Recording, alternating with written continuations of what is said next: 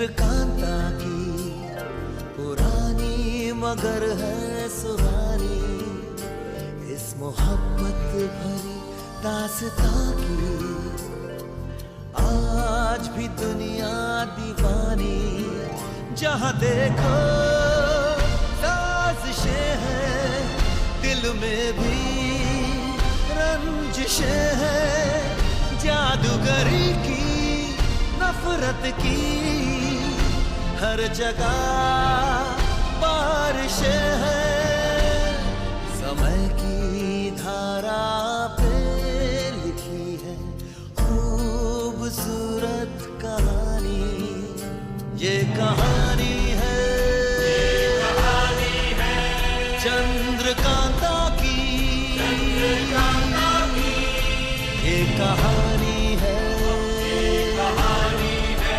चंद्रकांता की। हम उस ईश्वर में तभी विश्वास करेंगे जब हमारा कुलदीपक इस राजमहल के छाए हुए अंधेरे को अपने उछाले से दूर करेगा। तुम्हें किसी न किसी तरह तुरंत उस गुप्त स्थान का पता लगाना है जहां चंडी और भवानी ने चुनारगढ़ के युवराज इंद्रजीत को बंदी बना के रखा हुआ।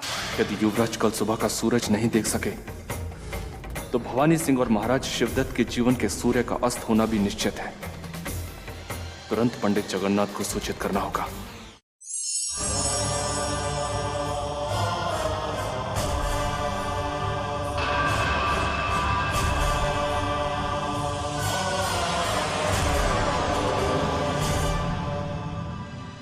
कितना जालिम है ये भवानी सिंह, उस बेचारे युवराज की क्या हालत कर दी है। यदि मेरा वश चलता तो मैं उस दुष्ट भवानी सिंह का गला दबाकर। अरे अरे ये क्या करा खुदा बख्श, क्या आत्महत्या का इरादा है? अरे मैं तो भूल ही गया था, मैं भवानी सिंह नहीं खुदा बख्श हूं।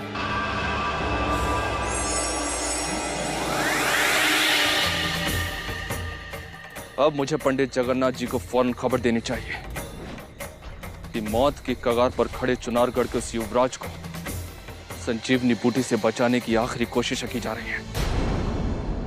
खुदा बख्श किसी भी समय लौट के आ सकता है। जैसे ही युवराज इंद्रजीत सिंह को छुपाए जाने वाले गुप्त स्थान का पता चलेगा, बद्री तुम्हें तुरंत वहां जाकर उसे छुड़ाना होगा और सुरक्षित उसके राज्य में उसे वापस पहुंचाना होगा।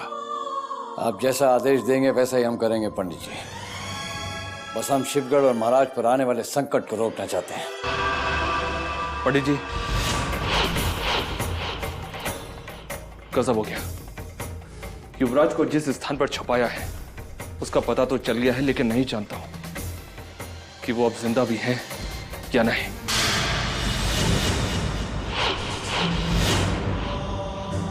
ये तुम क्या कह रहे हो खुदा बख्श? यह है कि युवराज इंद्रजीत सिंह को यातना दे देकर करीब करीब मुर्दा बना दिया गया पंडित जी, और वैदराज उसे जीवित करने के लिए संजीवनी बूटी को आजमाने की कोशिश कर रहे हैं। वही हुआ जिसका मुझे डर था बद्री। चंडी और भवानी ने उस बालक पर बहुत अत्याचार किए होंगे। बद्री अब देर मत करो, तुरंत उस गुप्त स्थान पर पहुंचकर उस बालक को छुड़ाओ और अपने महल में लेकर आओ ताकि यहां उसके उपचार का कोई प्रबंध किया जा सके। पंडित जी, वैदराज का कहना है यदि आज की काली रात बीत गई तो युवराज के बचने की थोड़ी सी उम्मीद है। कहाँ है वो गुप्त कारागार? भवानी सिंह ने काली मंदिर के पीछे के जंगल में एक गुप्त कारागार बना रखा है।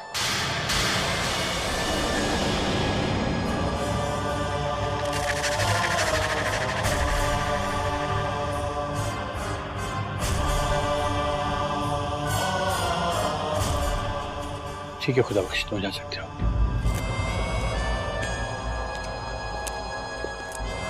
आप अंदर नहीं जा सकते। तुमने बद्री से ये बात पूछने की जरूरत कैसे की? चलो। मैं तो भवानी सिंह जी की आज्ञा का पालन कर रहा हूँ।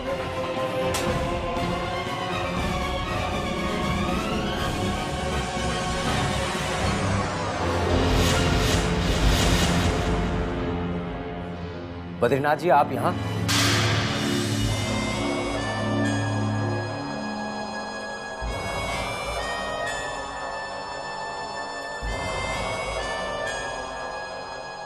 तुमने इस युवराज की क्या हालत बना दी भवानी सिंह। हमने सोचा भी नहीं था कि अपने स्वार्थ के लिए तुम इतने गिर जाओगे। इसमें मेरा और भवानी सिंह का कोई स्वार्थ नहीं है महाबली बद्रीनाथ। ये तो हम सब महाराज शिवदत्त के लिए कर रहे हैं। युवराज अभी भी जीवित है और देखिए वैद्यराज जी अभी भी उनके उपचार में लगे हुए हैं।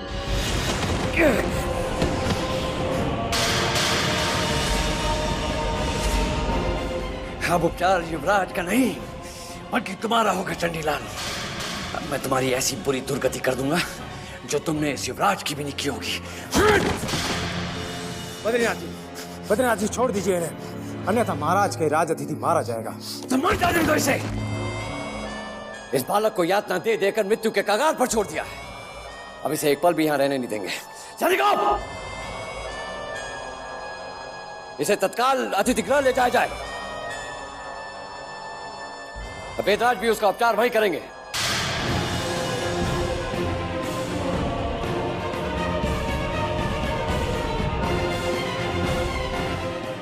अब तुम्हारे बहुत बुरे दिन आ गए चंडीलाल।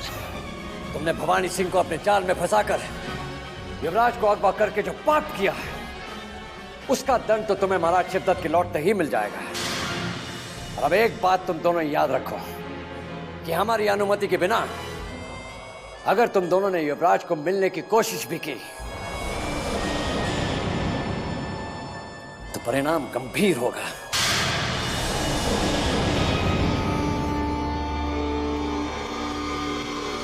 मुझे अपने तिरस्कार का इतना दुख नहीं जितना आपके अपमान का भवानी सिंह। बद्रीनाथ ने एक ही झटके में युवराज को हमसे छीन लिया। क्या इनका पद महाराज शिवदत्त से इतना ऊंचा हो गया कि इन्होंने हमारे सारे मार्ग बंद कर दिए? बद्रीनाथ हमसे आयु और पद दोनों में ही बड़े हैं, इसलिए आज हमने अपमान का ये घूंट पी लिया चंडीलाल। परंतु देखना, जैसे ही महाराज महल में वापस लौटेंगे हम बद्रीनाथ की ताकत और प्रतिष्ठा दोनों पर ही प्रश्न चिन्ह लगा देंगे।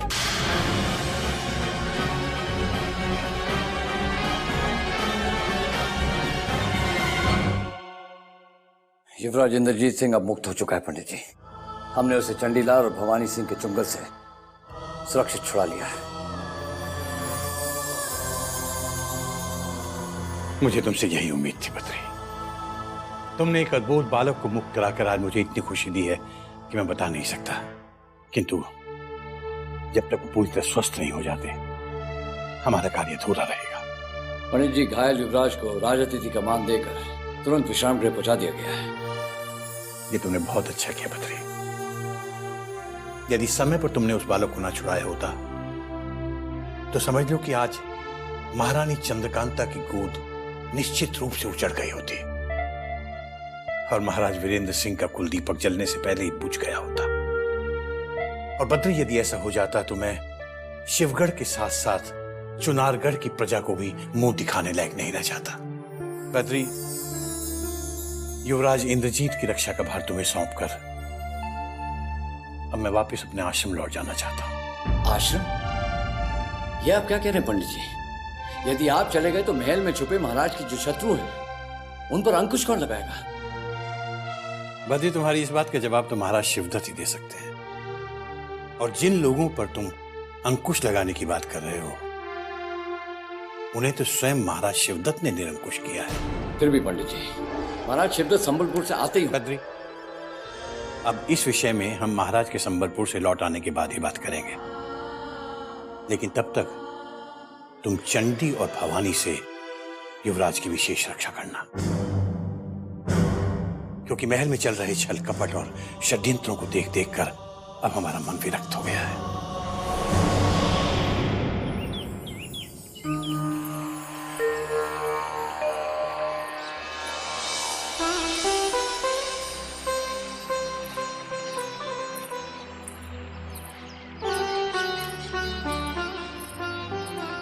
नमस्तस्यै नमस्तस्यै नमस्तस्यै नमो नमः।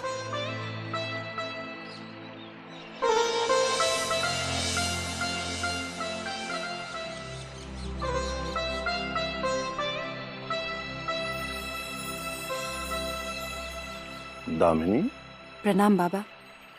आज अचानक मेरी याद आपको कैसे आ गई? बेटी, बात ही कुछ ऐसी है कि आज हम एक ऐसे धर्म संकट में फंस गए हैं जिससे निकलने का मार्ग केवल तुम ही सुझा सकती हो। आज हमें तुम्हारी सहायता की आवश्यकता है दामिनी। मेरी सहायता की आवश्यकता? ये आप क्या कह रहे हैं बाबा? जिस दामिनी का आपने कदम कदम पर मार्गदर्शन करते रहे, भला वो आपकी क्या सहायता कर सकती है? सहायता कर सकती हो दामिनी। तुम महाबली बद्रीनाथ को कह करके महारानी चंद्रकांता के जीवन की खुशियां वापस लौटा सकती हो। तुम एक माँ की ममता उसे वापस लौटा सकती हो दामिनी। मैं समझी नहीं बाबा। दामिनी, शिवगढ़ के दुष्ट भवानी सिंह ने चुनारगढ़ के युवराज इंद्रजीत का कायरतापूर्वक अपहरण कर लिया है। अपने पुत्र के वियोग से महारानी चंद्रकांता अपना सुध बुध खो बैठी हैं।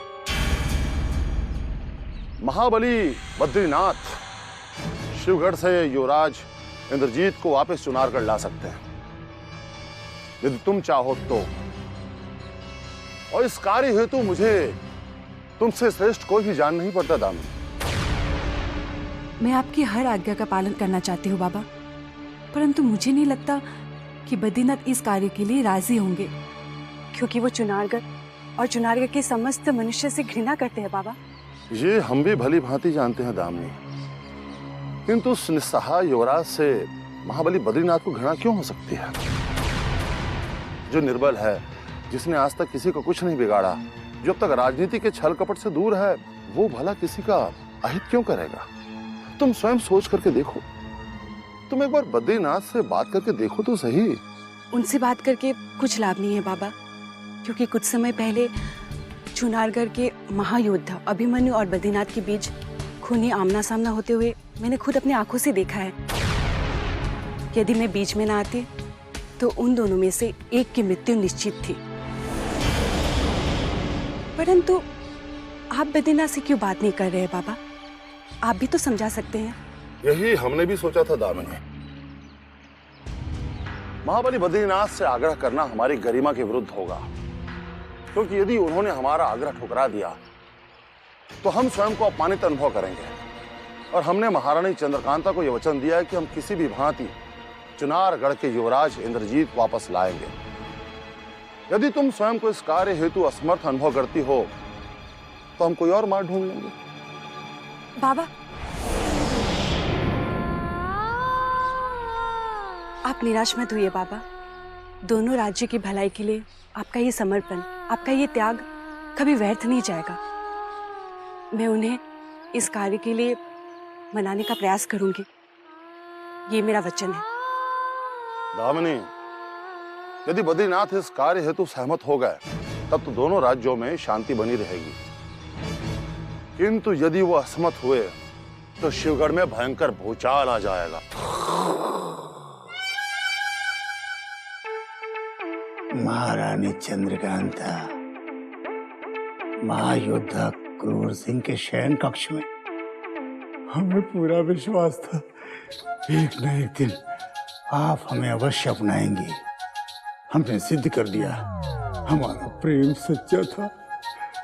हमें छोड़ के मत जाइएगा महारानी। हुजूर, चंद्रकांता हुजूर, हमें छोड़ के मत जाइएगा। कौन है? भूकंप आ गया क्या? नहीं हुजूर, हम दोनों एक साथ मिलकर जलजले से भी ज्यादा खतरनाक खबर लेकर आए हैं। हुजूर, अगर आप ख्वाब से बाहर आ गए हो तो हम वाकया बयां करें। ठहरो ठहरो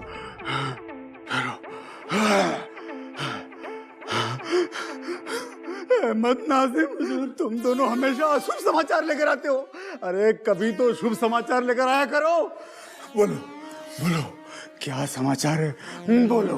हुजूर, समाचार ये है कि बद्रीनाथ ने कारागार में घुसकर चंडी लाल और भवानी सिंह को मार मार कर कचूमर निकाल दिया। वो अभी से इतना क्यों घबरा रहे हैं? अरे आगे का भी तो वाकया सुन लीजिए। महाबली बद्रीनाथ जी के सामने ना तो चंडीलाल की एक चली और ना ही भवानी सिंह की। और हुजूर, बद्रीनाथ ने दोनों की चुंगल से युवराज को छुड़ाकर एक झटके में उसे हमेशा हमेशा के लिए आजाद कर दिया। तो तुम्हारा कहने का तात्पर्य यह है कि युवराज को स्वतंत्र करा के वापस चुनारगढ़ भेज दिया? नहीं नहीं हुजूर, महाबली बद्रीनाथ जी ने युवराज को शाही मेहमान का दर्जा देकर इलाज के लिए शाही मेहमान खाने में पहुंचा दिया है, जहां युवराज सुकून से चैन फरमा रहे हैं।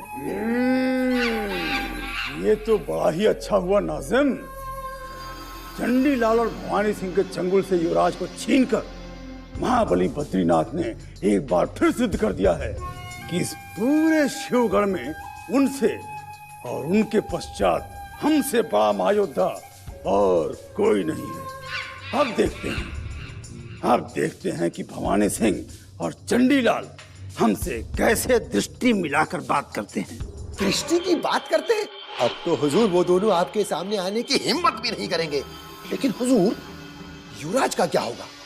क्या बद्रीनाथ चुनारगढ़ उन्हें रुखसत करेंगे या खुद अपने हाथों से महाराज के सामने पेश करेंगे? ये हमारी कूटनीति है, शत्रु को उलझाने की रणनीति है।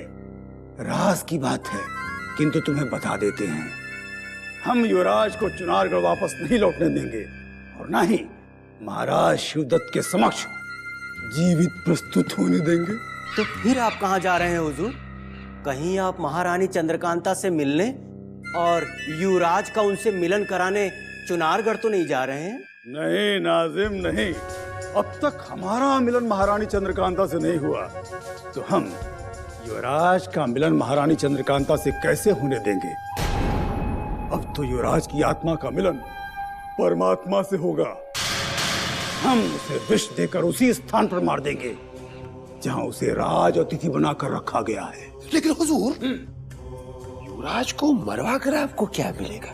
महारानी चंद्रकांता और हमारा राज सिंहासन, क्योंकि युवराज की मृत्यु का संदेह बद्रीनाथ सीधा भवानी सिंह और चंडीलाल पर करेंगे और क्रोध में आकर उनका वध कर देंगे। अब बचे महाराज शिवदत्त, तो वो तो चुनारगढ़ के आक्रमण की भेंट चढ़कर स्वयं ही समाप्त हो जाएंगे। उसके पश्चात शिवगढ़ पर राज्य करने के लिए शेष कौन बचेगा? महायोद्धा, महापराक्रमी, कूटनीतिज्ञ क्रूर सिंह। आपकी दूरदर्शिता और बुद्धिमानी की तो दाद देनी पड़ेगी हुजूर। पर हुजूर, युवराज के मुंह तक जहर लेकर जाएंगे कैसे? ये सोचना तुम्हारा काम नहीं है। तुम सिर्फ इतना याद रखो, चंडीलाल और भवानी सिंह के बुरे दिन आरंभ हो गए और युवराज जैसे ही अतिथि गृह में मृत्यु को प्राप्त होता है, हमारे बुरे दिन समाप्त हो जाएंगे। यदि युवराज की मृत्यु अतिथि गृह में हो जाए तो उसी क्षण बद्रीनाथ का बुरा समय आरंभ हो जाएगा। हमें तत्काल ही युवराज को मौत के घाट उतारने की कोई योजना बनानी होगी शेर खान। ये आप क्या कह रहे हैं हुजूर? जिस युवराज को जिंदा रखने के लिए आप दिन रात परेशान रहे, आज उसी युवराज को मौत के घाट उतारने का फैसला आपने अचानक कैसे ले लिया? युवराज अब हमारा बंदी नहीं, वो बद्रीनाथ का राज अतिथि है। जिस युवराज को हमने अपनी शक्तियों से बंदी बनाया था, उस युवराज पे हमारा कोई अधिकार नहीं, उस पर किसी और का अधिकार है। इसलिए अब उसे मरना ही होगा। हुजूर, उसे खत्म करने से पहले एक बार और सोच के देख लीजिए कि आपका और बद्रीनाथ जी का क्या रिश्ता है। अगर जल्दबाजी में कोई गलत कदम उठ गया तो गुरु और चेले के रिश्ते में हमेशा हमेशा के लिए दरार पड़ सकती है। दरार पड़ नहीं सकती शेर खान, दरार पड़ चुकी है। जिस क्षण उस बद्रीनाथ ने हमारे हाथ से उस युवराज को छीना था, उसी समय हमारे बीच का वो रिश्ता समाप्त हो चुका था। हम नहीं भूल सकते वो अपमान जो उस बद्रीनाथ ने हमें कारागार में दिया था। तो हुक्म दीजिए हुजूर, मुझे अब करना क्या है?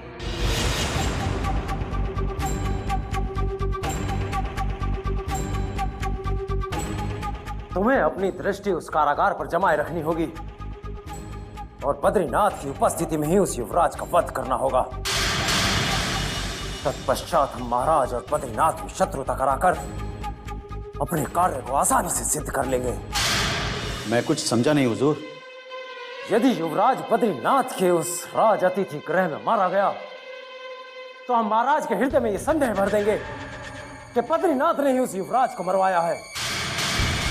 इससे हम अपने अपमान का बदला भी ले लेंगे और महाराज शिवदत्त की दृष्टि में बद्रीनाथ को गिराकर उसका पद और उसका सम्मान भी छीन लेंगे। अगर ये बात है हुजूर, तो मैं आज से और इसी वक्त से अपना काम शुरू कर देता हूँ। कल का सूरज उगने से पहले युवराज इंद्रजीत सिंह की जिंदगी का दिया बुझ जाएगा।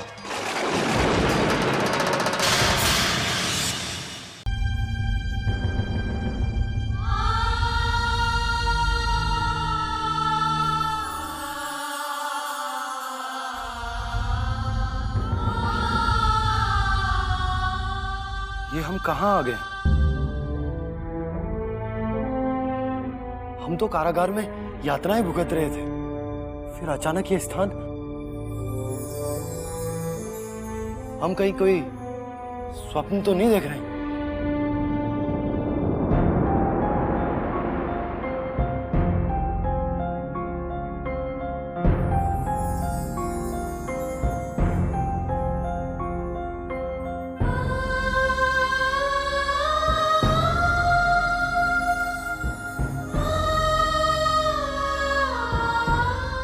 कोई है?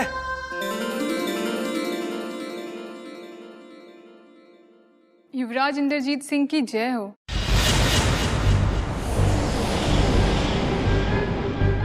अब आपका स्वास्थ्य कैसा है युवराज? लगता है हमको स्वप्न ही देख रहे, अन्यथा कारागार की यातना के स्थान पर इतना सम्मान। आप कोई स्वप्न नहीं देख रहे युवराज, ये सत्य है।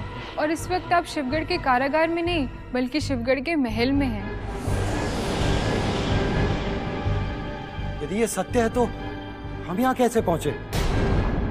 और वो कौन है जो हमें उस कारागार की यातनाओं से छुड़ाकर यहाँ ले आया है? महायोद्धा बद्रीनाथ ने असंभव कार्य किया है युवराज, वरना कारागार में तो अभी तक आपकी मृत्यु हो चुकी होती। महायोद्धा बद्रीनाथ ने हमें बचाया? परंतु महायोद्धा बद्रीनाथ ने हमें क्यों बचाया? और तुम कौन हो? मुझे मृणालिनी कहते हैं युवराज, और महायोद्धा बद्रीनाथ ने मुझे आपकी सेवा में भेजा है। बस इसके आगे अब मैं और कुछ भी बताने में असमर्थ हूँ युवराज, क्योंकि मुझे इसकी अनुमति नहीं है। ठीक है, हम अपने सारे प्रश्नों के उत्तर महायोद्धा बद्रीनाथ से ही लेंगे। उनसे हमारी भेंट कब होगी? वो आपसे भेंट करने के लिए कभी भी यहाँ आ सकते हैं युवराज। बस आपको धैर्यपूर्वक उनके आने की प्रतीक्षा करनी होगी, क्योंकि इस समय वो महल में नहीं है, महल से कहीं बाहर है। और अब आप विश्राम कीजिए युवराज।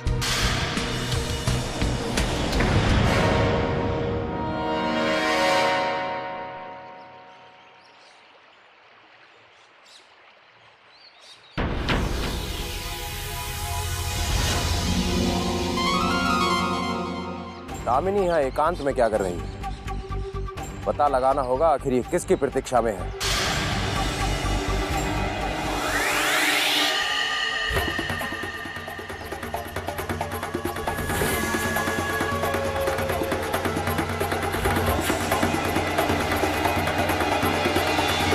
दामिनी, किसकी प्रतीक्षा कर रही हो दामिनी? गुरुदेव आप, मैं बद्रीनाथ की प्रतीक्षा कर रही थी। तुम बद्रीनाथ की प्रतीक्षा क्यों कर रही हो?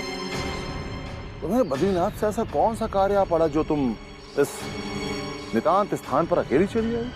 आपने तो मुझे ये कार्य दिया है बाबा, क्या आप भूल गए? आज सुबह आपने बद्रीनाथ से युवराज को छुड़ाने की प्रार्थना करने के लिए कहा था, जिसे भवानी सिंह ने अगवा किया है।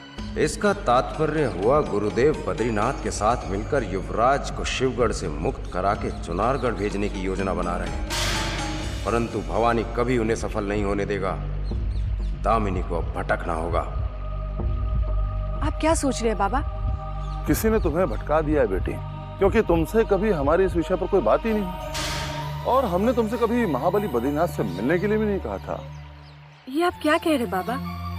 आज सुबह ही तो आप मुझे यही मिले थे, और आपने ये भी कहा था कि रानी चंद्रकांता को उसके बिछड़े हुए पुत्र से मिलवाने का आपने वचन दिया है। हमारे रूप में अवश्य किसी बहुरूपीय शत्रु ने तुम्हें छला होगा दामिनी, क्योंकि हम आज सुबह यहाँ आए ही नहीं थे, और हमारी तुमसे कोई मुलाकात ही नहीं हुई। क्या? तो कौन था वो बेरुपया जो आपके वेश में कोई षड्यंत्र रच रहा है?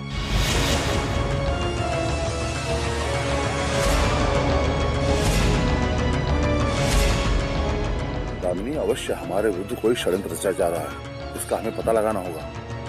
अब यदि हमारे स्वरूप में कोई बहुरूपिया तुमसे मिल जाए तो संभल कर रहना। हम चलते हैं। ठहरो! इससे पहले कि हमारा भेद खुले, हमें तत्काल यहां से निकल जाना चाहिए।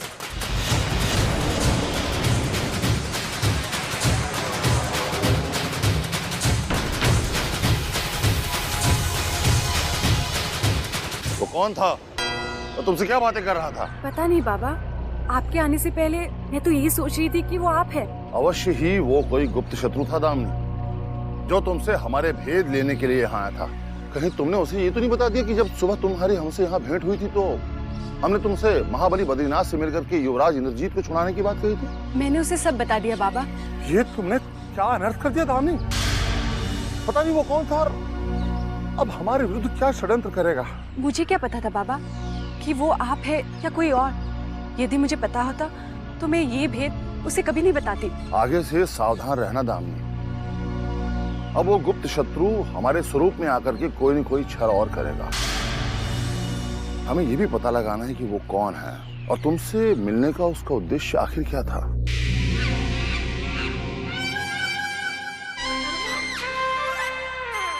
प्रणाम भवानी सिंह जी, हम आप ही की प्रतीक्षा कर रहे थे। क्या है कि एक लंबे समय से आपसे भेंट नहीं हुई थी, बस हम मिलने चले आए। यदि हमारे योग्य कोई कार्य हो तो आप निसंकोच होकर कहिएगा, हमें बड़ी प्रसन्नता होगी। बस यही कहने चले आए थे हम। यदि तुम सत्य कह रहे हो क्रूर सिंह, तो हमारे पास तुम्हारे लिए एक ऐसा कार्य है कि यदि तुमने उसे पूर्ण कर दिया तो तुम्हारा नाम शिवगढ़ के योद्धाओं और महायोद्धाओं की सूची में आ जाएगा। महायोद्धाओं की सूची में? किंतु हम तो पहले से ही महायोद्धा हैं। फिर भी आप यदि कहेंगे तो हम आपके लिए कुछ भी करने को तैयार हैं, परंतु हमें करना क्या होगा?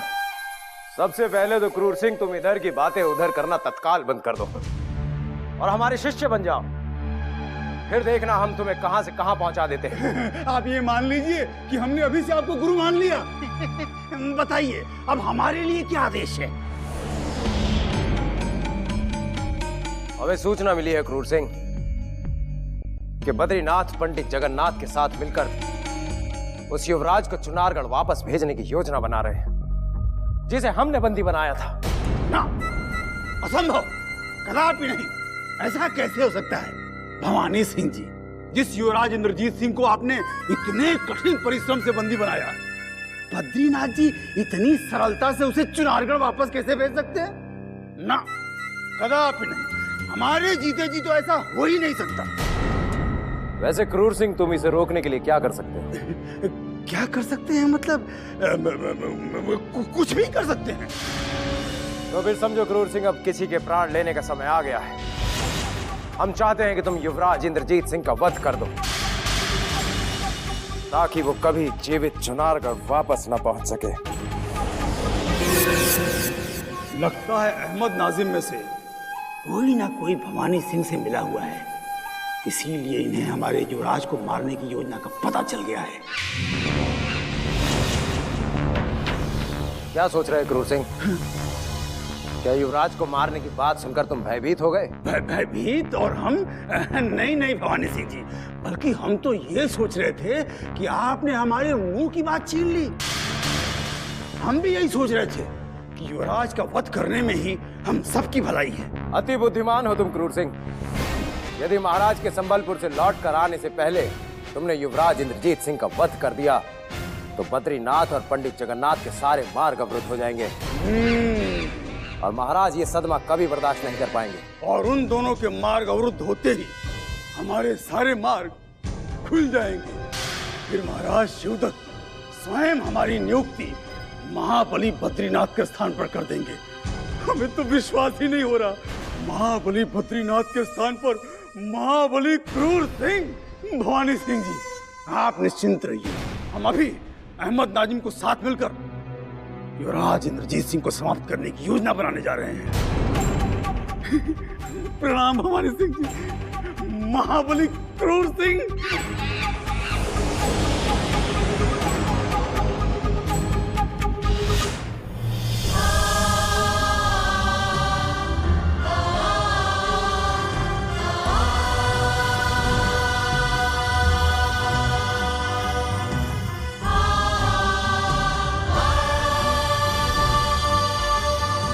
युवराज, आशा करती हूँ कि यहाँ आपको किसी तरह की कोई असुविधा नहीं हुई होगी। यदि आपको किसी भी वस्तु की आवश्यकता है तो आप मुझे तुरंत याद कर सकते हैं। कुछ नहीं चाहिए हमें बस स्वतंत्र कर दो यहाँ से। अरे हमें हमारे राज्य की बहुत याद आ रही है, हमें जाने दो। यदि मेरे वश में होता युवराज तो मैं इसी समय आपकी इच्छा पूर्ण कर देती, किंतु यहाँ से जाने की अनुमति महाराज शिवदत्त के सिवाय और कोई नहीं दे सकता। तो बताओ कहाँ है तुम्हारे महाराज शिवदत्त? हम उनसे मुलाकात करके दो टूक बात करना चाहते हैं। कह दो जाकर उनसे कि या तो युवराज को मृत्यु दंड दे दे या फिर उन्हें सम्मान पूर्वक स्वतंत्र कर दे। इतने क्रोधित होकर स्वयं को कष्ट ना पहुंचाइए युवराज। अभी आप पूरी तरह से स्वस्थ भी नहीं हुए हैं। तुम हमारी चिंता मत करो और शीघ्र ही बद्रीनाथ जी को यहाँ बुलाओ। हम उनसे पूछना चाहते हैं कि आखिर उन्होंने भवानी सिंह के कारागार से हमें क्यों मुक्त कराया और इस अतिथि गृह में हमें बंदी बनाकर वो हमसे क्या प्राप्त करना चाहते हैं। बद्रीनाथ जी के लिए आप अपने मन में कोई संदेह ना रखें युवराज। शिवगढ़ में अब वो आपके रक्षक हैं। रक्षक नहीं, राक्षस है सब। घुटन होने लगी अब हमें यहाँ। अकेला छोड़ दो हमें।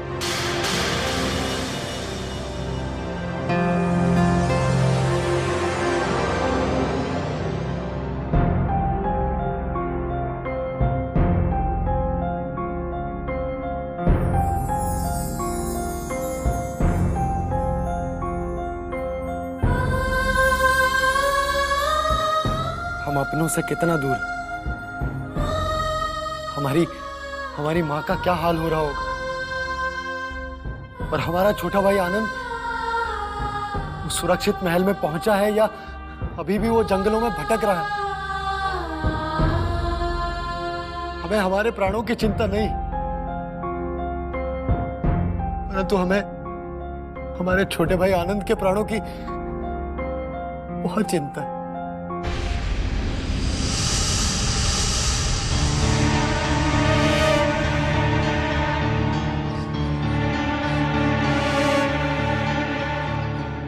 अब तक हमारे महायोद्धा अभिमन्यु जी भी नहीं आए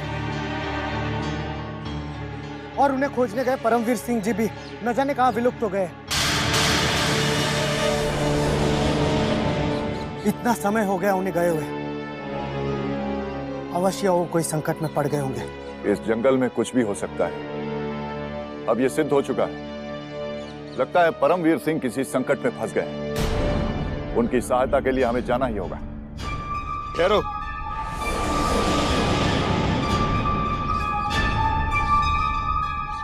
सिंह, परमवीर सिंह जैसे महायोद्धा स्वयं अपनी रक्षा करने में सक्षम है। आप उन्हें खोजने में अपना समय नष्ट न कीजिए, धैर्य रखिए। हमें इसी स्थान पर उनकी और महायोद्धा अभिमन्यु की प्रतीक्षा करनी होगी। कब तक हम उनकी प्रतीक्षा करते रहेंगे? अब भी समय है। यदि हम विजयगढ़ पहुंचकर सेना की सहायता लेने में सफल हो जाए तो हमारी सारी समस्या का समाधान हो सकता है। विजयगढ़ जाकर सेना लाना इतना सरल नहीं है युवराज, जितना आप सोच रहे हो। आप तो जानते हैं कि हम ऐसी स्थिति में फंस गए हैं जहां हम ना आगे जा सकते हैं ना पीछे। संग्राम सिंह जी बिल्कुल सही कह रहे हैं युवराज। अगर हम विजयगढ़ और चुनारगढ़ सेना की सहायता लेने गए तो आने जाने में ही हमें इतना समय लग जाएगा कि हमारे हाथ से सब कुछ निकल जाएगा। तो अब हम क्या करें? पहले भैया चले गए और अब महायोद्धा अभिमन्यु जी और परमवीर जी का भी कोई पता नहीं चल रहा है। ये कैसी विचित्र लड़ाई है जिसमें ना जीत हो रही है ना हार हो रही है। जीत केवल हमारी होगी युवराज, क्योंकि विजयगढ़ और चुनारगढ़ के समस्त योद्धा शत्रु की सीमा में भटक रहे हैं। संसार में किसी मां ने ऐसे पुत्र को जन्म नहीं दिया जो इन महायोद्धाओं को शिकस्त दे सके। आप धैर्य रखिए, हम उन सबको खोज लाएंगे।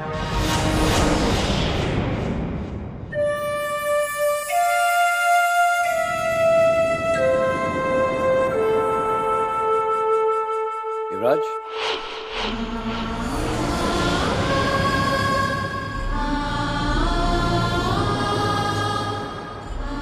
अब तुम पूरी तरह से स्वस्थ हो। कौन है आप? आज से पूर्व तो हमने आपको कभी नहीं देखा। देखते भी कैसे? जब हमने तुम्हें भवानी सिंह के कारागार से मुक्त कराया था तो तुम उचित अवस्था में थे। तो आप ही हैं महाबली बद्रीनाथ। परंतु आपने हमें उस कारागार से क्यों मुक्त कराया? ताकि तुम्हारी अकाल मृत्यु से हमारे राज्य पर कोई कलंक न लगे। यदि कलंक का इतना ही भय था तो आपके राज्य के योद्धा भवानी सिंह ने हमें क्यों छल से बंदी बनाया? क्योंकि उसे चंडीलाल ने उकसाया था, जो कभी तुम्हारे पिताश्री का विश्वास पात्र था। यदि वो शिवगढ़ में नहीं होता तो शिवगढ़ का कोई योद्धा ऐसा तुच्छ कार्य नहीं करता। आपसे मिलकर ये तो पता चल गया कि शिवगढ़ के समस्त योद्धा एक समान नहीं है, और आपने हमें कारागार से मुक्त करवाकर ये सिद्ध भी कर दिया।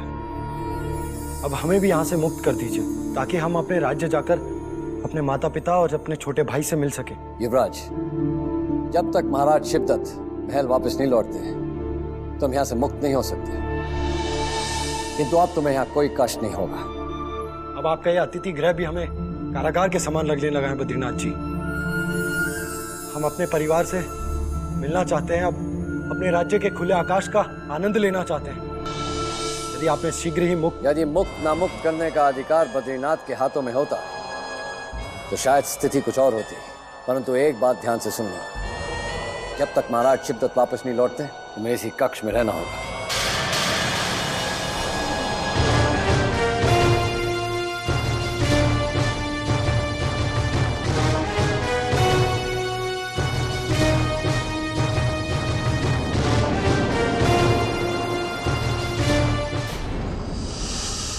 महाबली बद्रीनाथ,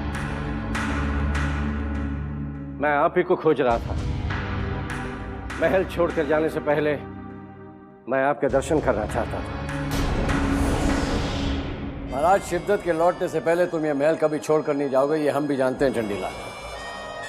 यदि हमें मूर्ख बनाने का प्रयास करोगे तो अपने बचे कुछ सम्मान को और नीचे गिराओगे। सम्मान? जब महल में मेरा कोई सम्मान ही नहीं रहा तो उसे नीचे गिराकर आपको क्या मिलेगा महाबली बद्रीनाथ?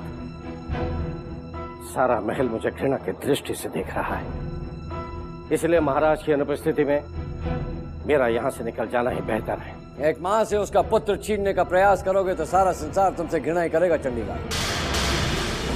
उम्मीद है कि अब तक ये सत्य तुम्हें समझ में आ गया होगा। लेकिन किसी की समझ में ये नहीं आया कि यह घृणित कार्य केवल मैंने अपने लिए नहीं, महाराज शिवदत्त के आदेश का पालन करने के लिए किया था। रक्त की एक बूंद बहाए बिना उन्हें युद्ध में विजय दिलाने के लिए किया था, जिसे आज भी मैं दोहराता हूं। चलो यह सत्य।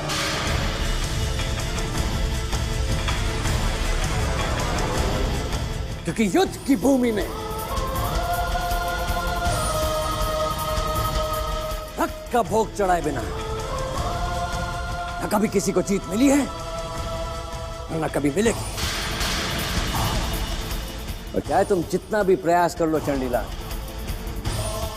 एक महायोद्धा के सामने तुम्हारी चाल कभी सफल नहीं होगी। इसलिए कहता हूं कि लौट जाओ। इसमें शिवगढ़ का और खास करके तुम्हारा भला है। भले और बुरे की सीख मैंने शिवगढ़ में आके सीखी। यदि पंडित जगन्नाथ मुझे पहले ही बताते थे कि महाराज शिवगढ़ के शिवगढ़ में उनके स्वामी भक्तों को मेरा यहाँ आना अच्छा नहीं लगेगा तो मैं यहाँ पर कभी नहीं आता। लेकिन अब जब तक महाराज शिवदत्त वापस लौट कर नहीं आते मैं महल के चौखट में कदम नहीं रखूंगा। ये मेरा प्रण है। ठहरो, ठहरो, ठहरो।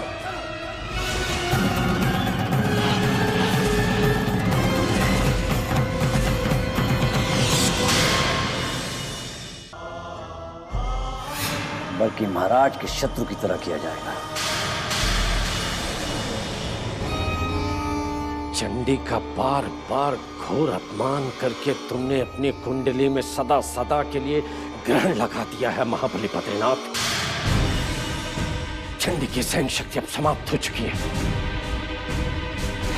जब महल में वापस लौटूंगा तब पहले विष की धार तुम पर छोड़ूंगा, उसके पश्चात भवानी सिंह पर। ये चंडी की अंतिम प्रतिज्ञा है। युवराज इंद्रजीत सिंह को मारने में अभी और कितना समय लगेगा?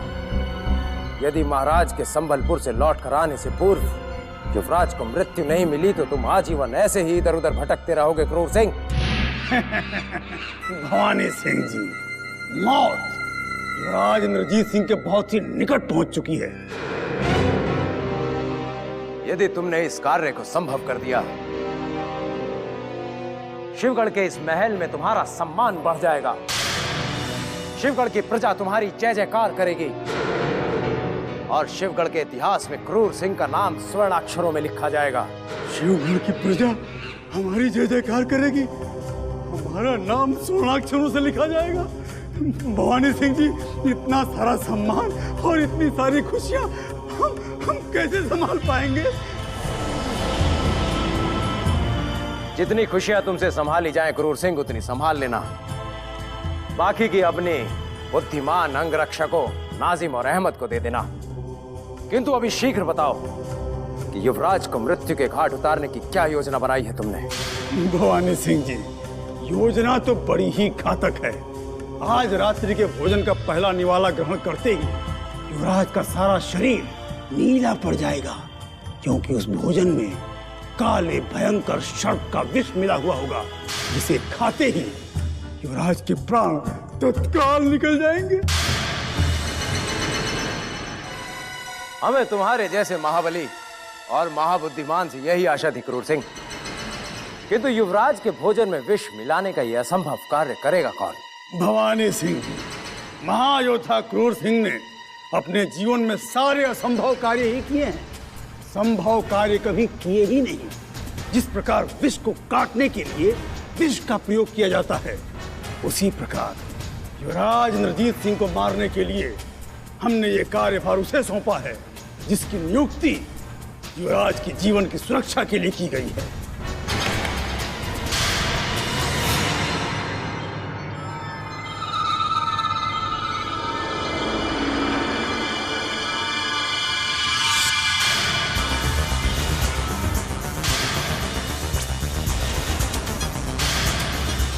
मृणालिनी, तुम? मुझे देखकर आश्चर्य मत कीजिए हुजूर, अब युवराज का अंत बहुत निकट आ चुका है।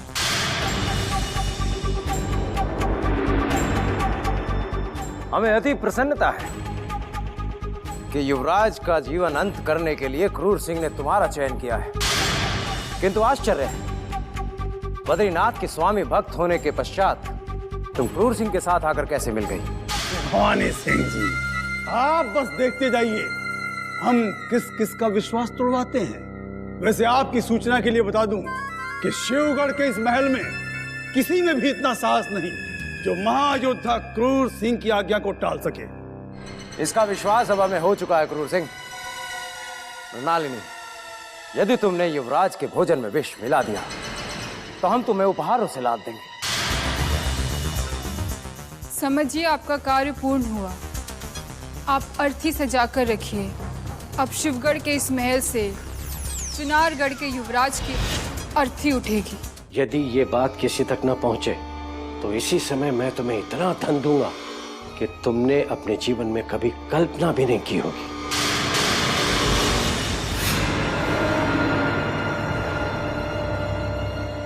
मैं समझी नहीं। मृणालिनी,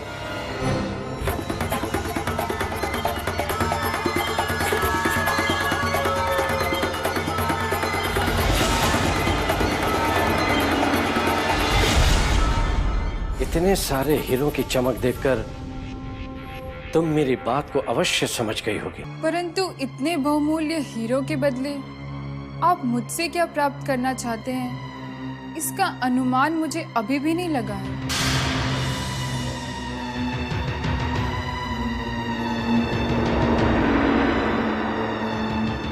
यदि अतिथि युवराज का जीवन महाराज शिवदत्त के लौटने तक सुरक्षित बचा रह गया तो तुम्हें अनुमान से अधिक हीरे जवाहरात का खजाना प्राप्त हो सकता है। आश्चर्य है, कोई उस अभागे युवराज को मरवाना चाहता है तो कोई उसे जीवित रखना चाहता है। पता नहीं मौत की इस लड़ाई में युवराज का क्या होगा।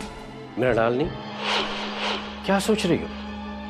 ये कार्य तुम्हारे लिए बहुत मुश्किल नहीं है, क्योंकि युवराज की सुरक्षा में महाबली बद्रीनाथ भी है। तुम अकेले नहीं हो। अब युवराज को बचाना तो मेरा कर्तव्य है। आप चिंता मत कीजिए, युवराज तक तो अब किसी का साया भी नहीं पहुंच सकता। मुझे तुमसे यही आशा थी। अब मैं चलता हूं, क्योंकि किसी ने मुझे यहां देख लिया तो अनर्थ हो जाएगा। बस युवराज की सदा निगरानी रखना। यदि उन्हें किसी बात का कष्ट हुआ तो उत्तर दिशा की सीमा पर बने कुटिया में मुझे तुरंत सूचित करना, ठीक है?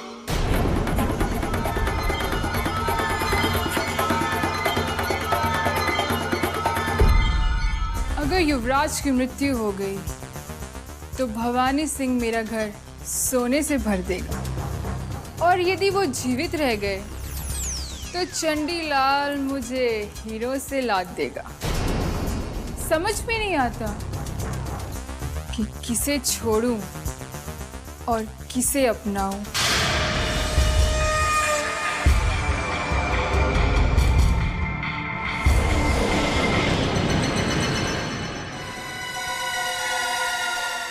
आज हम बहुत खुश हैं मृणालिनी, क्योंकि आज हमारे भवानी सिंह जी का जन्मदिन है। ये लो, जी भर के मिठाई खाओ। भगवान करे ये दिन बार बार आए। लगता है आप सारे महल में मिठाई बांटते आ रहे हैं शेर खान। बिल्कुल ठीक पहचाना तुमने। बस अब हमारे युवराज को मिठाई खिलाना बाकी रह गया है, लेकिन तुम्हारे अलावा उनके कक्ष में जाने का हक किसी और को नहीं है। तो ये लो, तुम ही जाके उनको मिठाई खिला दो। क्या तुम जानते नहीं, अतिथि युवराज के कक्ष में महल के रसोई में बने भोजन के अलावा कुछ भी वस्तु पहुंचाना वर्जित है? जानता हूँ, लेकिन भवानी सिंह जी के जन्मदिन की खुशी में अगर ये नियम टूट भी गया तो तुम पर कोई मुसीबत नहीं आएगी। लेकिन एक बात याद रहे, ये मिठाई किसी ऐरे गैरे की नहीं, बल्कि भवानी सिंह जैसे महान योद्धा के जन्मदिन की खुशी में बांटी जा रही है। ये लो, हम चलते हैं।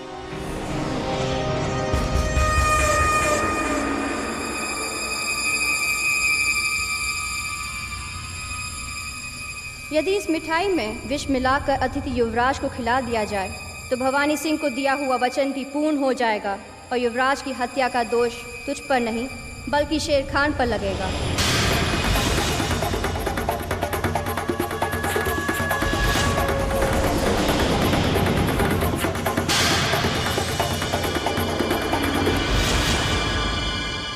ये क्या हो रहा है? मृणालिनी मिठाई में जहर मिला रही है। इसका मतलब है ये भी किसी से मिलकर युवराज को मारना चाहती है। बहुत अच्छा हुआ, जाने अनजाने में मृणालिनी ने मेरा काम और भी आसान कर दिया।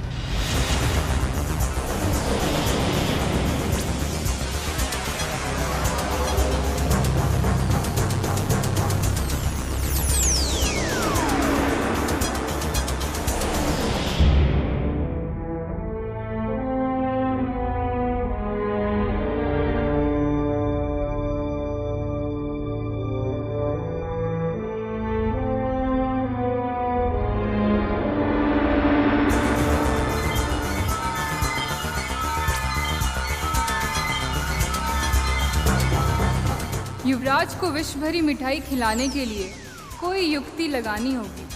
हुजूर, क्या बात है शेर खान? काम पूरा हो गया हुजूर।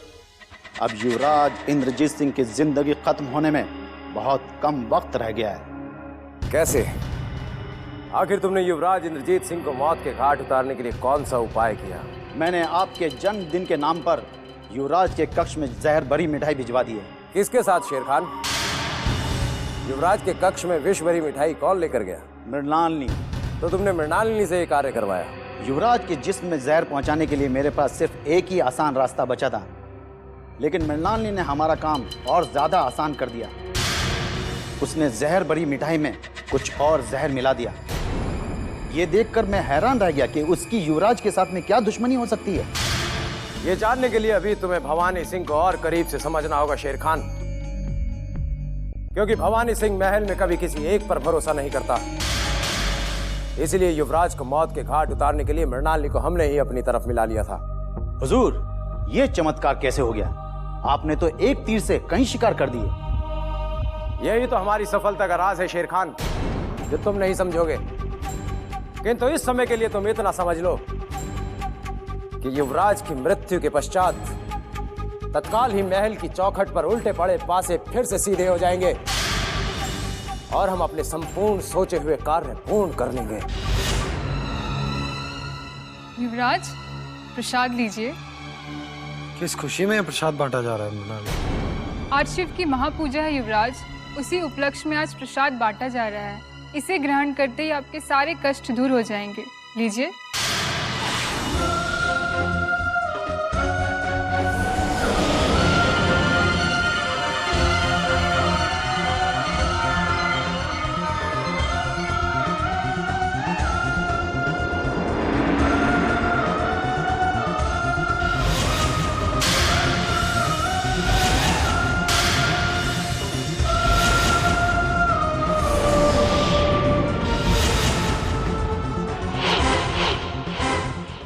रुक क्यों गए युवराज? प्रसाद ग्रहण कीजिए। नहीं, हम ये प्रसाद ग्रहण नहीं करेंगे। क्यों युवराज? हमें हमारी माँ की याद आ गई। माँ की याद? हाँ, माँ की याद। हमारी माँ जब मंदिर से वापस आती थी तो इसी प्रकार प्रसाद का थाल लेकर हमारे सामने आती थी और हम अपने हाथों से प्रसाद हमारी माँ को खिलाते थे।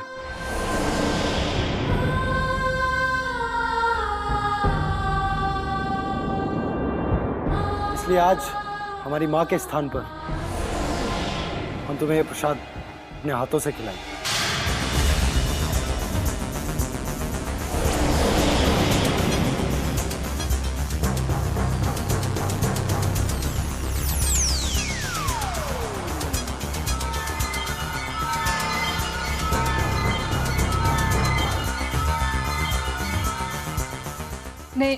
नहीं युवराज, मैं प्रसाद नहीं खा सकती। क्यों?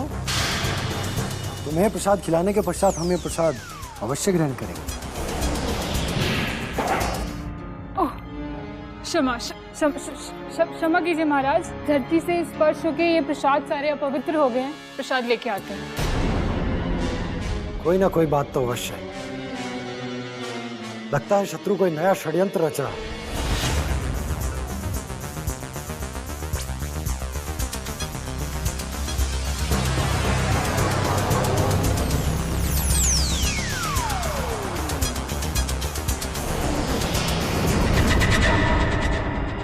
लगता है युवराज को विष भरी मिठाई खिलाकर तुमने अपना कार्य पूर्ण कर दिया है मृणालिनी, इसीलिए तुम्हारे चेहरे पर घबराहट के चिन्ह दिखाई दे रहे हैं।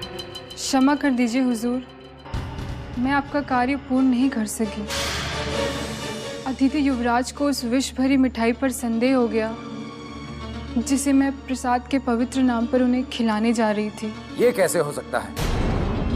जो युवराज अपने कक्ष के बाहर तक नहीं आ सकता, उसे ये संदेह कैसे हो गया कि तुम उसे ये विष वाली मिठाई देने जा रही हो?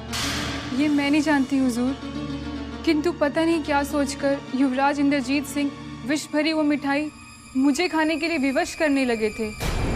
बड़ी चतुराई से मैं थाली नीचे गिरा आई, वरना इस वक्त मैं आपके सामने जीवित ना खड़ी होती। यदि तुम्हारी मृत्यु हो जाती तो शिवगढ़ पर कोई पहाड़ नहीं टूट जाती मृणालिनी। हमने तुम पर भरोसा करके बहुत बड़ी भूल कर दी। यदि ये भेद खुल जाता कि तुमने हमारे संकेत पर युवराज को विष भरी मिठाई देने का षड्यंत्र किया है, तो हम घोर संकट में फंस सकते थे। किंतु इसमें मेरा क्या दोष है हुजूर? मैंने अपनी ओर से तो पूरा प्रयत्न किया था। मृणालिनी, अब जो हुआ उसे जाने दो और तत्काल ही कोई ऐसी योजना बनाओ जिससे युवराज को मृत्यु लोक पहुंचाया जा सके। मुझे क्षमा कर दीजिए हुजूर, अब मेरा साहस टूट चुका है। ये कार्य अब मेरे वश के बाहर हो चुका है। आप किसी और को ये कार्य सौंप दीजिए और मुझे मुक्त कीजिए। प्रणाम।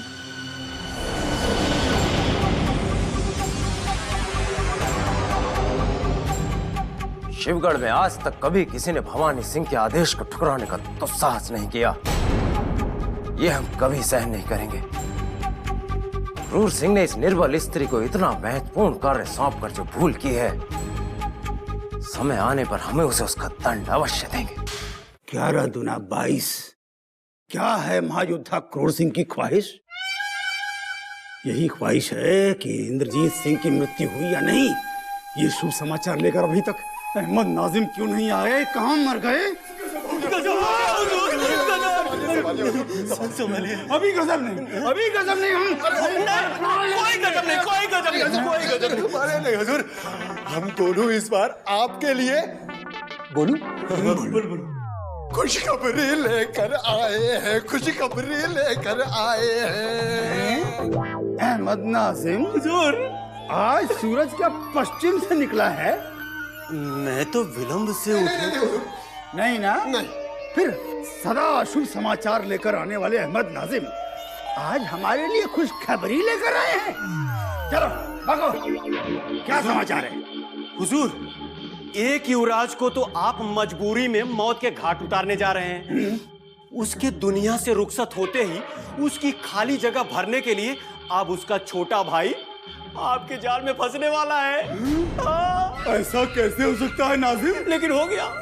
तुम्हारा संकेत कहीं युवराज आनंद सिंह की ओर तो नहीं है? हाँ हुजूर, हम युवराज आनंद सिंह के मिल जाने की ही खबर लेकर आए हैं, जिसे आप कैद करके महाराज शिवदत्त के सामने बड़ी शान से पेश कर सकते हैं। हुजूर, उसे पेश करते ही आपके सारे टूटे बिखरे सपने एक ही झटके में पूरे हो जाएंगे। और चंडीलाल के साथ साथ भवानी सिंह भी हाथ मलता रह जाएगा। ऐसे अहमद नाजिम, यदि युवराज आनंद सिंह को बंदी बनाने की हमारी योजना सफल हो गई तो ये समझ लो कि पूरे शिवगढ़ के योद्धाओं और महायोद्धाओं का कद हमारे कद से गौना हो जाएगा। किंतु युवराज आनंद सिंह है कहाँ? बताता हूँ हुजूर, बताता हूँ। उसे शिवगढ़ की सरहद पर कोमलिका ने देख लिया है। अच्छा, जो उसका पीछा लगातार करके उस पर नजरें गाड़े हुए हैं। तो अब ये भी बता दो कि युवराज आनंद सिंह अकेला है या उसके साथ चुनारगढ़ के महायोद्धा भी हैं? हद हो गई, हद हो गई। अरे कहाँ फंस गए हम? अबे हुजूर, हुजूर, अगर वो अकेला होता तो हम दोनों उसे पकड़कर नहीं ले आते। हुजूर, हुजूर, चुनारगढ़ के महायोद्धा भी उसके साथ हैं। फिर तो रहने देते हैं। तुम जानते हो हमारे पास समय नहीं है। देखो, चुनारगढ़ के महायोद्धाओं से लड़ने के लिए हमारे पास समय है ही नहीं। समय की ऐसी की तैसी। चुनारगढ़ के महायोद्धाओं से अब डरने की आपको कोई जरूरत नहीं है, क्योंकि युवराज आनंद के साथ अब सिर्फ संग्राम सिंह और तेज सिंह हैं। अच्छा, परमवीर सिंह और अभिमन्यु सिंह तो उनके साथ है ही नहीं। नहीं है? यदि तुम जो कह रहे हो वो सत्य है तो अहमद, इतना व्यस्त होने के बाद भी अवश्य ही समय निकालेंगे, किंतु ये भेद गुप्त रहना चाहिए। हुजूर, तत्काल कोमलिका को हमारा संदेश पहुंचा दो कि युवराज के कारवां को भटकाकर काली गुफा तक ले जाए, क्योंकि महायोद्धा क्रूर सिंह युवराज आनंद सिंह को बंदी बनाने के लिए पधार रहे हैं। जाओ। हुजूर, ठीक है हुजूर।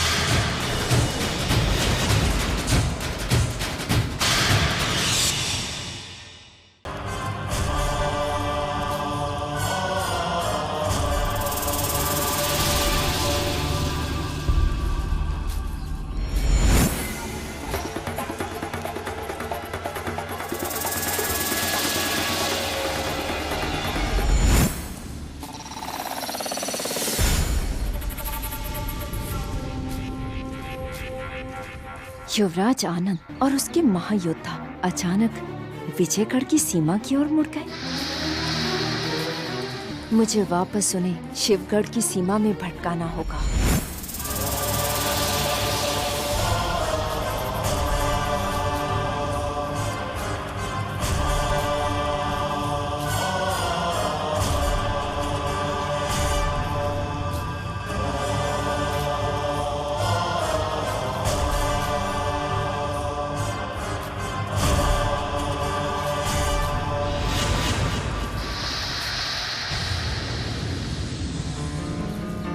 जाने कितने समय के पश्चात इस जंगल में कोई मनुष्य दिखाई दिया है तेज सिंह।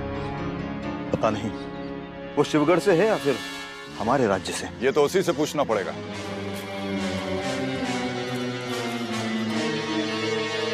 ठहरो युक्ति।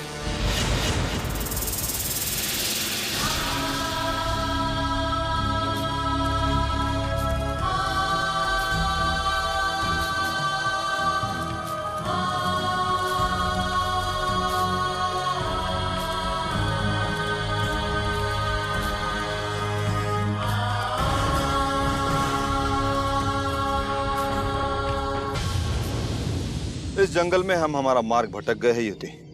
क्या तुम बता सकती हो ये मार्ग विजयगढ़ की ओर जाता है या फिर शिवगढ़ की ओर? आप शिवगढ़ के भयानक जंगलों की तरफ जा रहे हो हुजूर। आगे आपको खूंखार जंगली जानवरों का सामना करना पड़ेगा। फिर आप क्यों इस निर्जन जंगल की तरफ जा रहे हो? हमने इतना समय उस दिशा की ओर भटकने में समाप्त कर दिया जिस दिशा में हमारे महायोद्धा गए भी नहीं होंगे। अब हम उन्हें खोजने किस दिशा की ओर जाए ये हमें समझ में नहीं आ रहा है। क्या आप किसी महायोद्धा को खोजने के विषय में बात कर रहे हो? मैंने अभी कुछ समय पहले आप ही की तरह दिखने वाले एक युवक को काली गुफा के समीप देखा। काली गुफा? हाँ, मैं उसी काली गुफा की बात कर रही हूँ जहाँ कभी भी किसी के साथ भी तिलिस्मी घटना घट सकती है। अवश्य हमारे महायोद्धा परमवीर सिंह किसी तिलिस्म में उलझ गए होंगे, इसीलिए लंबे समय से वो वापस लौट कर नहीं आए थे। सिंह, कहाँ है वो तिलिस्म काली गुफा? क्या तुम हमें उसके द्वार तक पहुंचा सकती हो? परंतु हमें उस गुफा तक पहुंचने के लिए उस रास्ते से जाना पड़ेगा। आइए।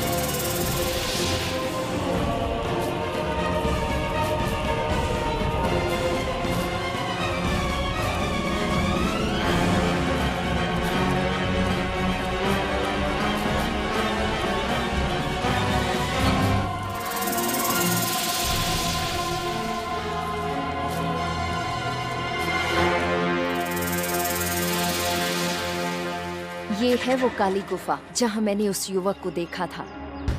भैरव सिंह और तारा सिंह, तुम लोग महायोद्धाओं को ढूंढने के लिए उस दिशा में जाओ। जो आज्ञा तेज सिंह जी। जी तेज सिंह जी। चलो तारा सिंह। हम उस गुफा की दिशा में चलते हैं।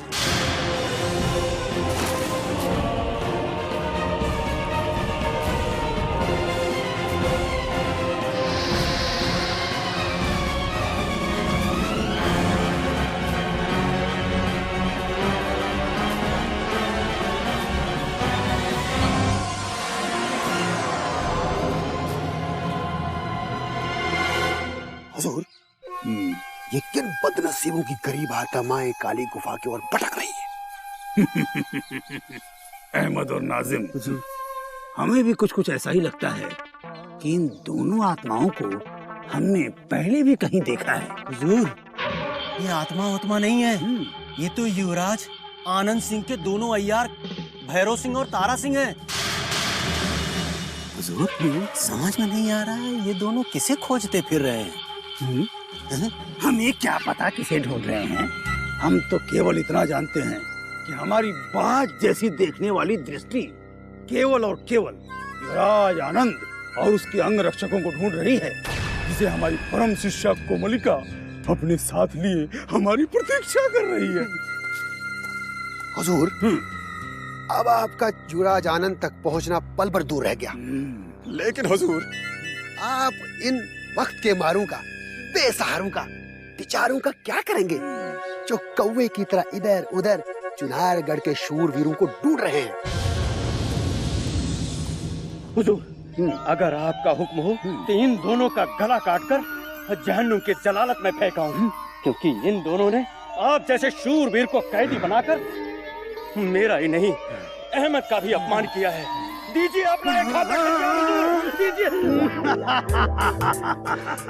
ठहरो नाजिम, ठहरो। ये हमारे अस्त्र केवल हमारे व्यक्तिगत प्रयोग के लिए हैं, कोई और इनका प्रयोग नहीं कर सकता है।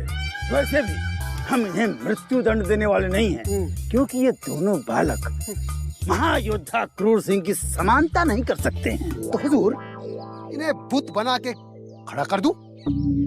वैसे भी जंगल में भटकते भटकते थक गए होंगे, थोड़ी देर आराम कर लेंगे। शीघ्रता करो।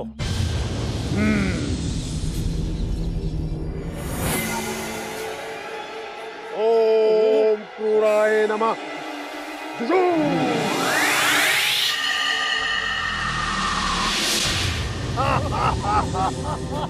आया।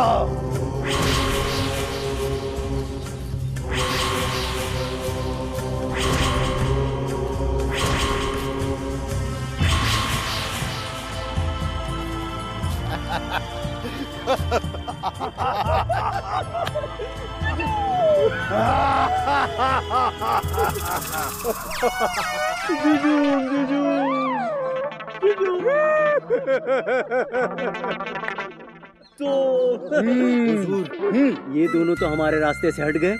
अब हम युवराज को पकड़ने आगे जाएं? नाजिम हुजूर, बार बार इतना उत्साह मत दिखाओ, क्योंकि यदि संग्राम सिंह और तेज सिंह वापस लौट आए तो हम वापस बंदी बन जाएंगे। इसलिए अभी छुपते छुपाते केवल इतना देखो कि कोमलिका क्या कर रही है। आओ।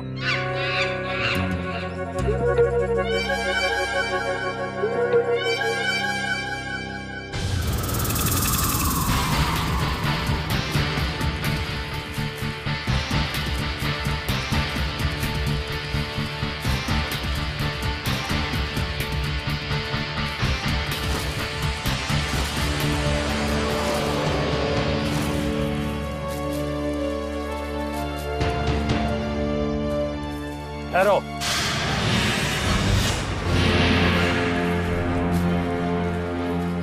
कहाँ जा रहे हो संग्राम सिंह? परमवीर सिंह आप? कौन है ये युवती जो सभी को भटकाकर शिवगढ़ की ओर ले जा रही? मगर इसका कहना है कि इसने आपको इसी इलाके में काली गुफा के आसपास देखा था। झूठ बोलती है ये। हम यहाँ पहली बार आए। ये शत्रु की कोई अय्यार है। कौन हो तुम? हुजूर, मैंने आप जैसा ही एक योद्धा काली गुफा के आसपास देखा था। अधिक चतुराई मत दिखाओ। बताओ, किसके आदेश से तुम हमारे युवराज और महायोद्धाओं को भटका कर ले जा रही थी? यदि सत्य नहीं बताया तो तुम्हारी मृत्यु निश्चित है। आगे मत बढ़ना, मैं निर्दोष हूँ।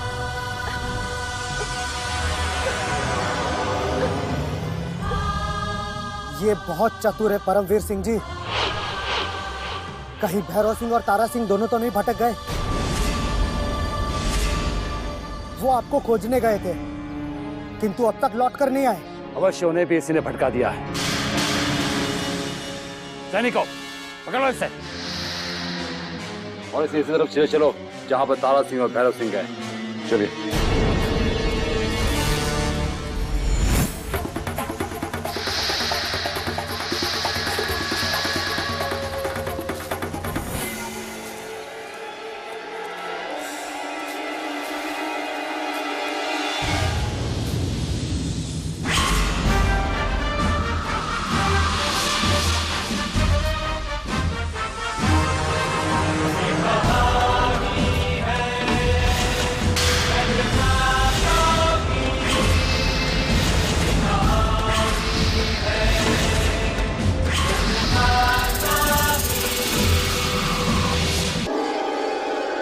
किसने बनाई इन दोनों को पत्थर की मूर्ति? बोलो। मैंने कुछ नहीं किया। अहमद नाजिम, ऐसा लगता है कोमलिका फंसने वाली है। इससे पहले कि उस पर कोई संकट आए, तुम दोनों भैरव सिंह और तारा सिंह के रूप में परिवर्तित होके चुनारगढ़ के योद्धाओं को उलझा दो। जाओ। ये लीजिए हुजूर, देखिए।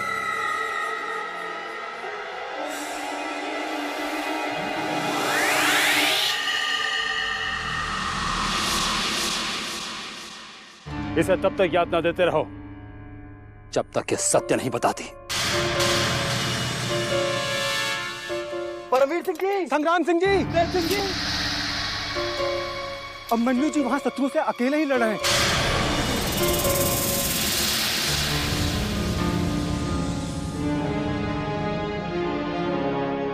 शीघ्र चलिए, शत्रुओं ने उन्हें चारों तरफ से घेर रखा है। ये तुम क्या कह रहे हो? और ये दोनों कौन है? शत्रु? हाँ, शत्रु ने अवश्य कोई षड्यंत्र चलाया हमें भ्रमित करने के लिए संग्राम सिंह जी।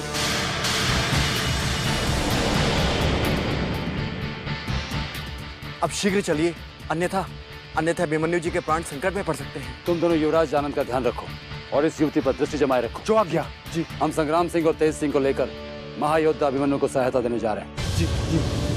चलो सैनिकों। जी।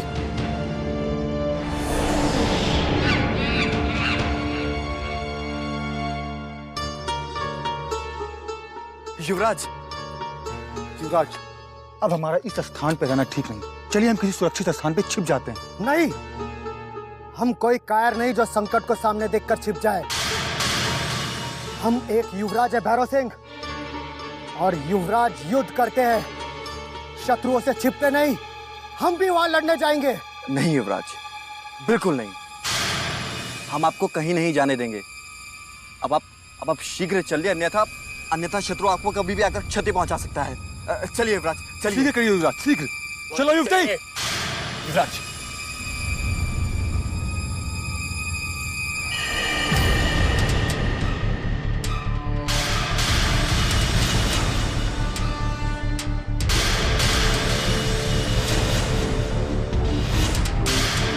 एक बार पहले भी तुम हमें चकमा देकर भाग गए थे क्रूर सिंह, मगर अब की बार नहीं बच पाओगे। जाओ, इसे बंदी बना लो।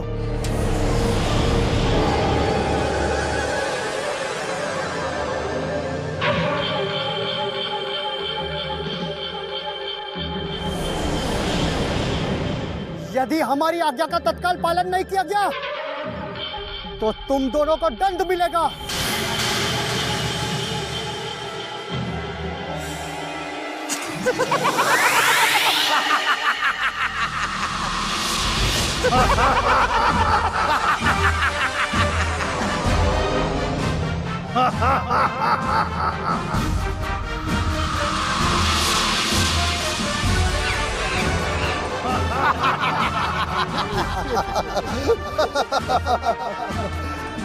दंड तो अब आपको मिलेगा युवराज, क्योंकि हमारे हजूर जनाब क्रूर सिंह ने आपको बंदी बना लिया है।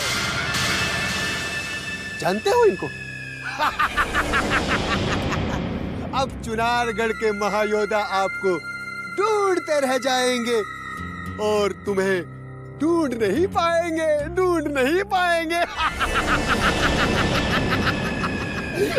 चुनारगढ़ के युवराज आनंद सिंह, अब तुम महायोद्धा क्रूर सिंह के बंदी हो। बंदी बना लो इसे।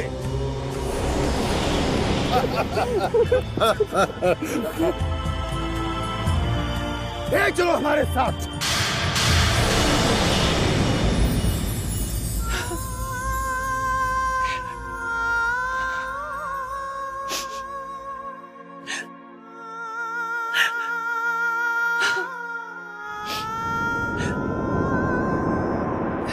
आपने मुझे बुलाया महारानी जी? शिवगढ़ से भूपेंद्र सिंह का कोई समाचार मिला? नहीं महारानी, अभी तक भूपेंद्र सिंह ने कोई समाचार नहीं भेजा। उसने अवश्य ही कोई समाचार भेजा होगा। कहीं तुम सब मिलकर हमसे कोई अनिष्ट तो नहीं छुपा रहे? नहीं महारानी, यदि भूपेंद्र सिंह का कोई भी समाचार आया होता तो क्या आपसे छुपाने का कोई साहस कर सकता था? आप धैर्य से प्रतीक्षा कीजिए। जैसे ही महाराज शिवदत्त को आपका संदेश मिलेगा, वो हमारे युवराज को तुरंत भूपेंद्र सिंह को सौंप देंगे। महाराज शिवदत्त इतनी सरलता से हमारे युवराज को स्वतंत्र नहीं करेंगे।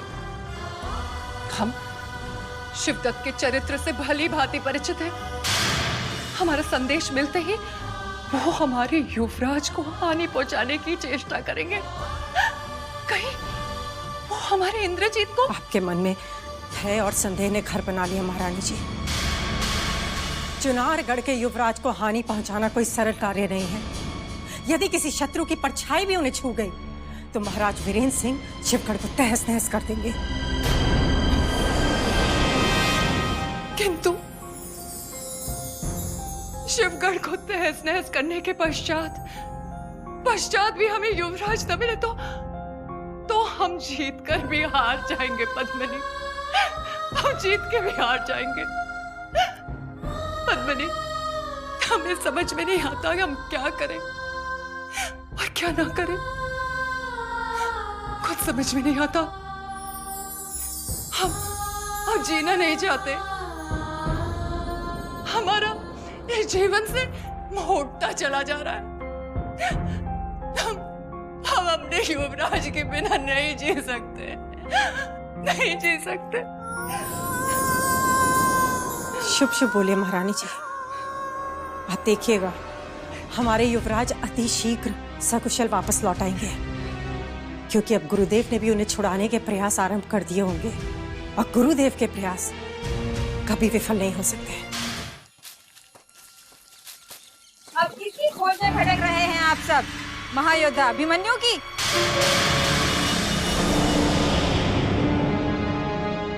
ठीक कहा तुमने, हम महायोद्धा अभिमन्यु को खोज रहे हैं। वो अकेले कहीं शत्रु की सेना के साथ लड़ रहे हैं। क्या तुमने उन्हें देखा है? नहीं, जिस अभिमन्यु को तुम ढूंढ रहे हो वो यहाँ कहीं दूर दूर तक नहीं है।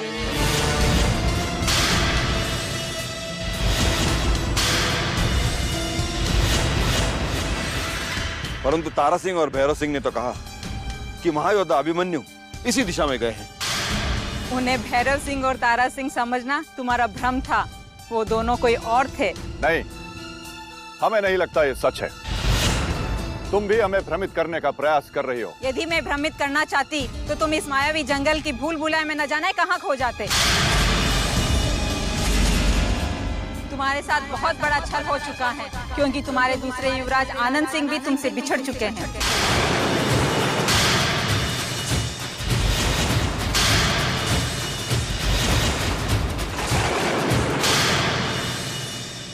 तुम्हारे साथ बहुत बड़ा छल हो चुका है, क्योंकि तुम्हारे दूसरे युवराज आनंद सिंह भी तुमसे बिछड़ चुके हैं। नहीं, ये नहीं हो सकता।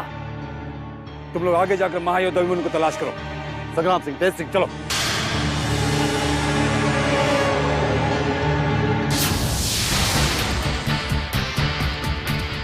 अरे, हमने युवराज आनंद किसी स्थान पर छोड़ा था। ना युवराज है, ना वो युवती है, और वो दोनों भैरव पे तारा भैरव भी नहीं है। कहाँ गए होंगे? युवराज! युवराज! युवराज! युवराज! चीख चीख के थक जाओगे, मगर आपकी ध्वनि इस मायावी जंगल में गूंज गूंज कर यहीं समाप्त हो जाएगी, क्योंकि तुम्हारा युवराज अब तुमसे बहुत दूर जा चुका है।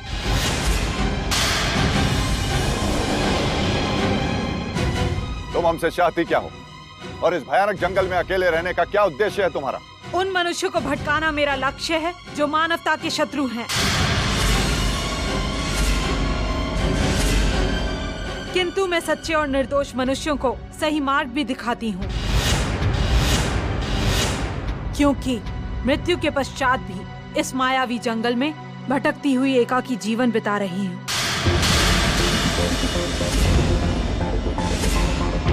मृत्यु के पश्चात जीवन बिता रही हो? ये क्या पहेली है? मृत्यु के बाद कोई जीवित कैसे रह सकता है? आज पहली बार तुम्हें उस जीवन के दर्शन होंगे जिसे मौत निकल चुकी है। आओ मेरे साथ।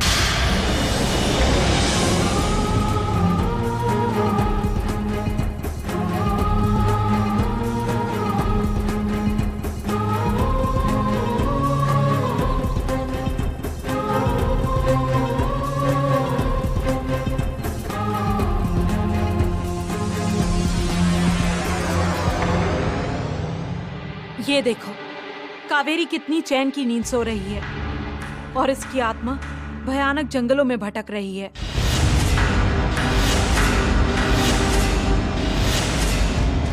इसका तात्पर्य ये हुआ कि तुम मर चुकी हो।